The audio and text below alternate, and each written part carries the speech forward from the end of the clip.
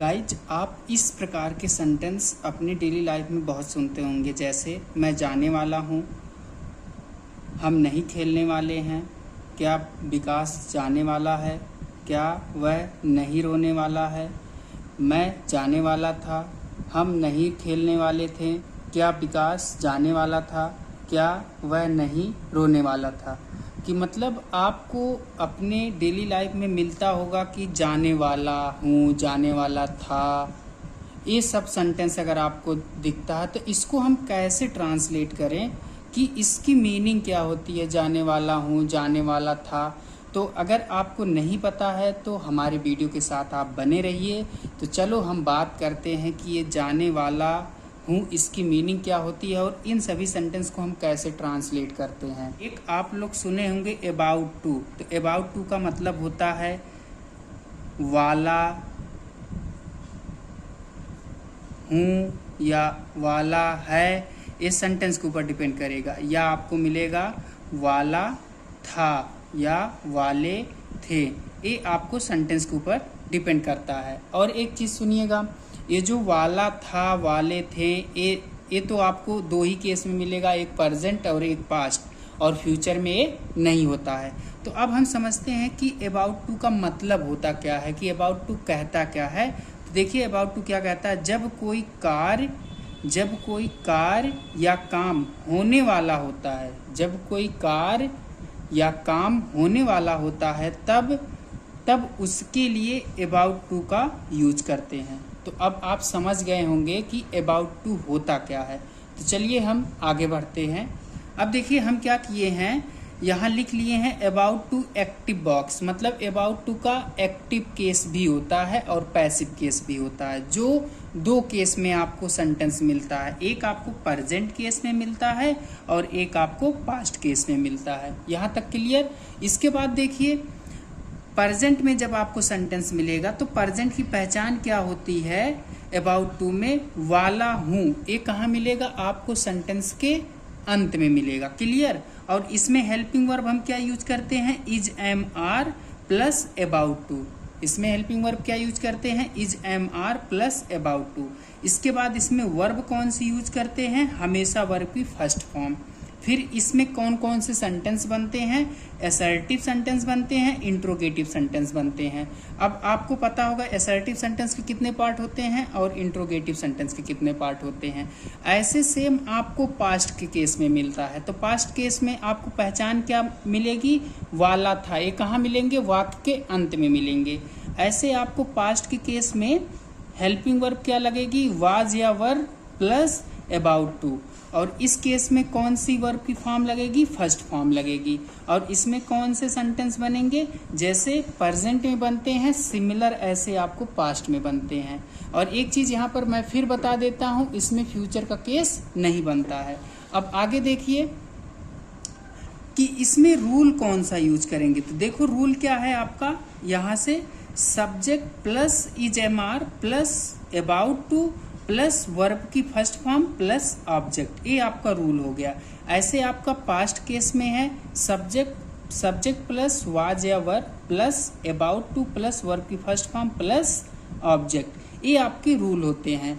इसी रूल के अकॉर्डिंग आपको क्या करना है, सेंटेंस को अनुवाद करना। तो देखिए यहाँ पर हम क्या किए हैं, दोनों केस में एग्जाम्पल्स लिख ली, दोनों केस में हम क्या किए हैं, एग्जाम्पल्स लिख लिए। अब इस एग्जाम्पल्स को हम क्या करते हैं, इसी रूल के अकॉर्डिंग इनको हम ट्रांसलेट करते हैं। और देखिए ये प्रेजेंट के पूरे सेंटेंस हैं और ये पास्ट के हैं, और सब में क्या है, एसओबी सेम है।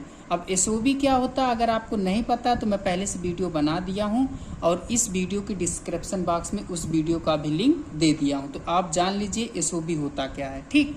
तो यहाँ पर देखिए जब आप पहला सेंटेंस आप प्रेजेंट के केस में ट्रांसलेट करेंगे, मैं जाने वाला हूँ, ये देखिए लास्ट में क्या मिला, मैं जाने वाला हूँ। तो आपको यही क्या बताता है, अबाउट टू, कि ये कौन सा केस है, अबाउट टू। और ये सेंटेंस क्या कह रहा है, मैं जाने वाला हूँ, कि मतलब ये क्या है, काम होने वाला है। अभी तो मैं आपको पहले ही बताया हूँ कि अबाउट टू क्या कहता है, जब कोई काम होने वाला होता है तो तब हम उसके लिए क्या करते हैं, अबाउट टू का प्रयोग करते हैं। समझ में आ गया।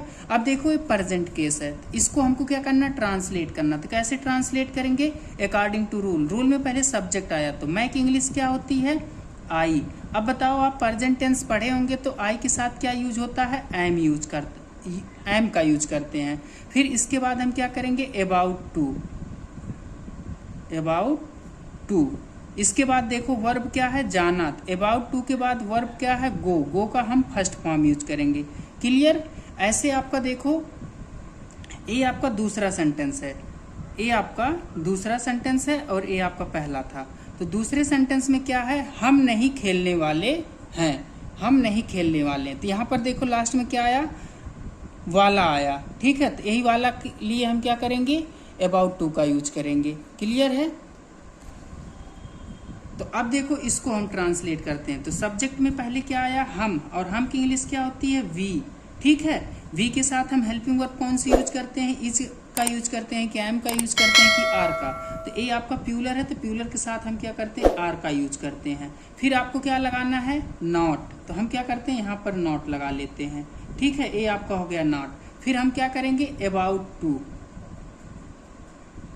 About to. इसके बाद क्या है, खेलना। खेलना की इंग्लिश क्या होती है, प्ले। ये लास्ट में आपका प्ले हो गया। क्लियर। इसके बाद देखो तीसरा सेंटेंस। तीसरा सेंटेंस क्या, क्या विकास जाने वाला है, ये आपका सेंटेंस है। ये कौन सा है, इंट्रोगेटिव। इसको क्या करते हैं, ट्रांसलेट कर लेते हैं। तो जब हम ट्रांसलेट करेंगे, यहाँ सब्जेक्ट क्या है, विकास। तो हम क्या करते हैं, पहले विकास लिख लेते हैं। ये हो गया विकास। बताओ विकास सिंगुलर है कि प्यूलर। जब इसका हम इंट्रोगेटिव ट्रांसलेट करते हैं तो क्या के स्थान पे क्या लगाते हैं, हेल्पिंग वर्ब हम क्या लगाएंगे, इज। इसके बाद क्या करेंगे, अबाउट टू। इसके बाद गो, और लास्ट में क्वेश्चन मार्क। क्लियर। ऐसे अब देखो ये आपका चौथा सेंटेंस है, क्या है, क्या वह नहीं रोने वाला है। ये आपका क्या है, ये भी आपका अबाउट टू का है। कैसे पता चला, लास्ट में वाला आया है। क्लियर। तो इसको भी, ये भी इंट्रोगेटिव है। तो पहले हम क्या करेंगे, हेल्पिंग वर्ब यूज करेंगे। तो हेल्पिंग वर्ब क्या यूज करेंगे, इज। अब इज क्यों यूज कर रहे हैं, क्योंकि ये सब्जेक्ट सिंगुलर है। इसके बाद हम क्या करेंगे, नॉट का यूज करेंगे। फिर हम क्या करेंगे, अबाउट टू का यूज करेंगे, अबाउट टू। अब रोना की इंग्लिश क्या होती है, बीप। और बीप आपका कौन सा है, फर्स्ट फॉर्म, और लास्ट में क्वेश्चन मार्क। तो उम्मीद करते हैं आपको प्रेजेंट का समझ में आ गया होगा। अब हम बात करते हैं पास्ट का। तो देखो पास्ट का कैसे ट्रांसलेट करेंगे, एकदम सिंपल है और इसी की तरह। पहला सेंटेंस, मैं जाने वाला था। तो देखो लास्ट में क्या आया, वाला था। तो ये वाला क्या बताता है, अबाउट टू बताता है। और इसमें क्या है, काम होने वाला था। तो इसीलिए हम क्या करते हैं, अबाउट टू का यूज करते हैं। तो इसमें देखो पहले हम क्या करेंगे, सब्जेक्ट। रूल में देखो क्या है, सब्जेक्ट। और सब्जेक्ट इसमें क्या है, मैं की इंग्लिश क्या होती है, आई। और आई के साथ हम क्या लगाते हैं, वाज लगाते हैं कि वर। तो आई आपका सिंगुलर यहाँ पर हो जाता, तो हम क्या करते हैं, वाज का यूज करते हैं।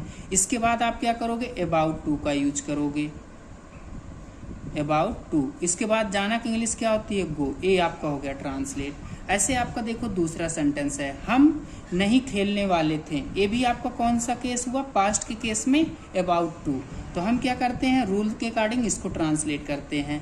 अब हम की इंग्लिश क्या होती है, बी। और वी आपका प्यूलर है, तो प्यूलर के साथ वाज लगाएंगे कि वर। तो यहाँ पर आपका हो जाएगा वर। इसके बाद क्या करेंगे, नॉट का यूज करेंगे। फिर अबाउट टू। फिर अबाउट टू के बाद हम क्या करेंगे, खेलना। खेलना की इंग्लिश क्या होती है, प्ले। क्लियर है। इसके बाद देखो तीसरा सेंटेंस आपका इंट्रोगेटिव है पास्ट के केस में। तो इसको भी हम क्या करते हैं, ट्रांसलेट कर लेते हैं। तो क्या के स्थान पे हम क्या लगाएंगे, वाज लगाएंगे, जैसे कि आप सबको पता है। इसके बाद आपका हेल्पिंग वर्ब हो गई। हेल्पिंग वर्ब के बाद हम क्या करते हैं, सब्जेक्ट लिखते हैं। सब्जेक्ट क्या है, विकास।